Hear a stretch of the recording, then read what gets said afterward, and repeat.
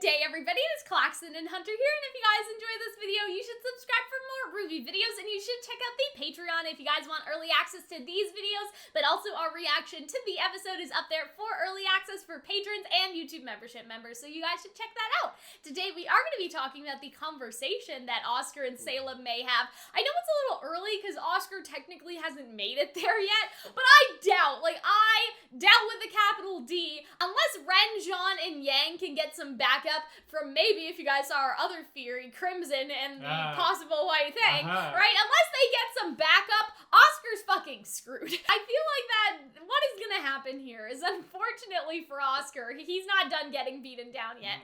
Here's what I think is gonna happen, okay? Hazel is still here, and what is going to happen is that Salem is gonna be like, go ahead, Hazel, he's all yours, and Hazel's just gonna beat the shit out of him until Oscar gives up where the relic is. I'm pretty sure that that's where we're going. We talked about that in our what is Hazel, Emerald, and Mercury gonna do anyway video or whatever, right? We talked about the fact that it would make the most sense for Hazel to actually stay there because his whole motivation is just taking it out on Ozpin, you know what I'm saying? And so it would make sense for him to just stay home and wait till Ozpin comes to him so he can just beat the shit out of Ozpin, and that would also achieve the goal that Salem wants, which is how to use the relic. Now, to talk about that, would Oscar reveal the name of the relic? And I feel like that we're sort of on this, you know, like, I don't know, this 50-50 chance, if that makes sense. Like, Oscar is on a shaky foundation right now. He's mad at Ozpin. Ozpin is here. But we've seen Oscar act against Ozpin's will before when he told Ruby Jin's name. And so if it gets really bad and like Oscar's having his fingernails ripped off, I'm pretty sure that it could be a problem, right? Because this volume so far has gone to horror a couple of times. So I don't think we're done, by the way. So I don't think we're done. So I wouldn't be surprised. Also, his aura is broken. So I wouldn't be surprised if Hazel just beats the like we open in the whale and Hazel's just beating the shit and breaking his fingers and pulling out his fingernails. Exactly. Something horrible. I wouldn't also be surprised very bad things, if they use some kind of like torture grim. Exactly. And it like goes under his skin and it's horrible and terrible and it leaves like varicose bugs veins. or like worms or something like that. So here's the tea on that, okay? Is I think that something else that could be really interesting in this whole debacle is for Salem to sort of propose like, hey, if you work with me, I can get Ozpin out of your head, and then you can live your own life, because that was the whole thing last episode was, I didn't want you to come back, I was starting to be my own person, I was starting to be a part of the team, I don't want to merge with you, so, you know, what if Salem is like, Oscar, okay, listen, if you work with me, I can give you your freedom, all we need to do is X, Y, and Z, what X, Y, and Z are, who the fuck knows? Genocide. No, I'm thinking it could also relate to Penny, because think about it. Is there a way where you could suck out the Ozpin part with the Grim bug that, you know, Cinder used on Amber? Could you suck out the Ozpin part and put him into something like a robot so he would be eternal and, like, he would never go into another soul again? Like, could Watts or somebody like that figure that out?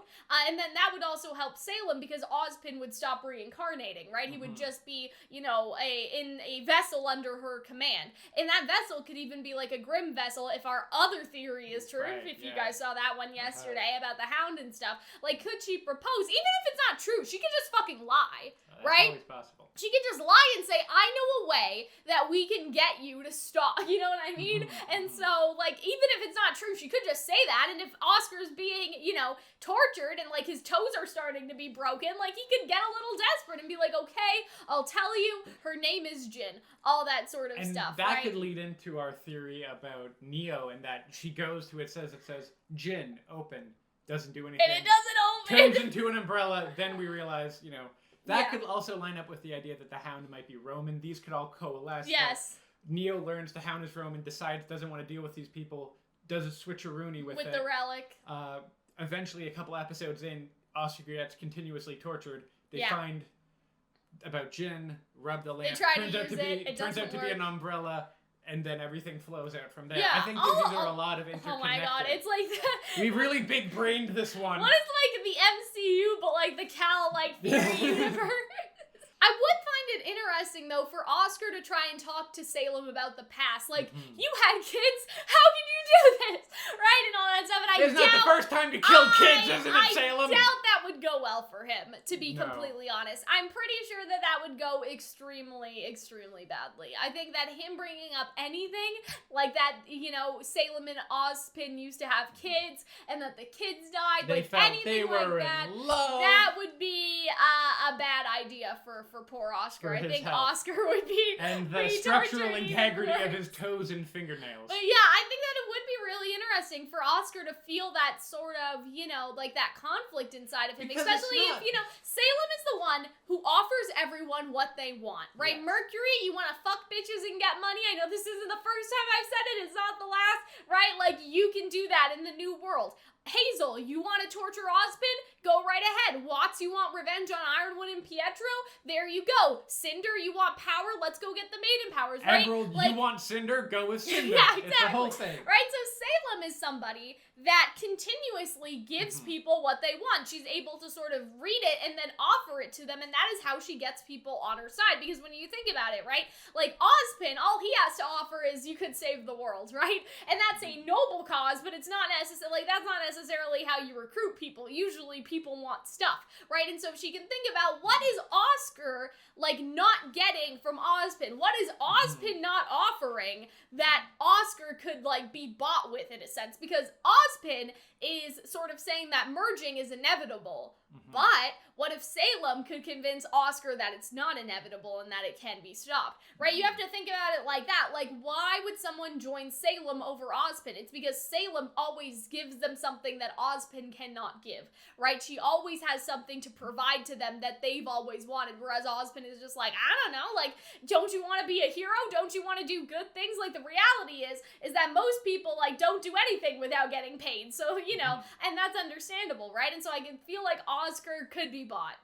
Definitely. I also think a conversation about talking about the past would be very interesting, because when you think about it, their conflict is slightly ideological, that like Salem wants to rule the world and Ozpin doesn't agree with that, but to an extent it's personal. Yeah, you know, it stems out of it's a failed relationship. Personal, yeah. So it would be interesting if we expect this big discussion about war and battle and like who gets to rule the world, but really it's just about, hey, I thought we could have a family, I thought we were in love, I thought we would spend the rest of our life together, I did all of this for you. I could almost see that, like, Salem feeling of show she's a victim and letting out all of her kind of, like, anger. I feel like that wouldn't happen until a little later. I don't think that would be their first conversation. No, but I feel like maybe I imagine it would be a long conversation, though, and then eventually that would be said. Here's the other thing I want to talk about before we go. Do you think that goop that fell on Oscar's eye is going to be important? Because some people are like, oh, they just did it, you know, for, like, horror effect. They just did it as splatter. But the thing is, if they wanted him to be splattered, they could have put splatter all over his face, right? You know what I mean? Like, they had a drop. And I feel like drop is different than splatter. If you're in a horror movie and there's, like, splatter on the wall, that's a very, like, horror movie effect. But when you see a drop of something, that reminds me of the more fantasy elements of a drop of like virgin's blood, a drop of poison, a drop of, you know what I'm saying? And so what if that grim juice, like, affected Oscar in some way? Like, you know what I mean? Because Salem dunking into the grim pool obviously affected her. It would have killed her if she was human. But what about a tiny drop of grim guck? Maybe, right? Like, would that just make you a little bit unstable or a little bit evil, right? Like, would they really make Oscar evil at this point? I don't know, but could they make him start malfunctioning? Could it be how they torture him? Maybe the parts where he gets splattered on his face, it leaves a scar. Yeah, like what if there's a burn or something? Yeah. Like a white scar with purple veins, kind of like what Salem I think that would be cool. I think that would be really interesting for Oscar. I also think you could potentially threaten him by, like, dunking him in a big, like, pool of the grim shit. Exactly, or, and like, so, you know, microdosing him with grim stuff. Because people are like, oh, well, Salem only survived because she has immortality. That's why she survived. Any other human would die. But Oscar's also not like any other human, right? Like, he still has Ozpin's soul in there. And so I'm not saying that they're gonna, like, take... Well, actually, I did say, I was like, oh my god, what if they dunk Oscar in the grim pool and take him for a swim? But now, considering, right? Like a dunk If tank? that... Like, Hazel has a ball and he's about to throw. It's like, you better say the right thing. But what if that little drop, like, causes a massive effect, right? And, like, I doubt anyone has been like, ooh, Grim juice, yum, like, put it, like, inside their body. People were licking telephone poles during early days of COVID. But you guys understand what I'm saying? Like, I doubt that anyone's gotten that close to a Grim like this to see its effects, and so could it have an effect? Could it have a bad effect on Oscar? Could it malfunction Ozpin and Oscar's soul somehow? Like, could it really affect him or cause a scar or something? Like, I feel like that Grim drop is more than just, oh, that's gross, like the goo got on Oscar. I think it was actually a more meaningful fantasy drop of something. It's really hard to explain, but just how it was shot. It'll have, like, splatter is everywhere, right? Yeah. And I don't know. Because we've seen that it hurts people, so it would be interesting to see even if it just leaves a scar. Because he's unconscious, right? And so it's like, what if he wakes up and he's like completely different? I don't think he's gonna do a total heel turn. From it, but I definitely think that at the very least a scar. Sure, yeah, I think that makes sense. But yeah, that is that on that. I hope that you guys enjoyed this video, and we will see you guys in the next one. Bye, guys.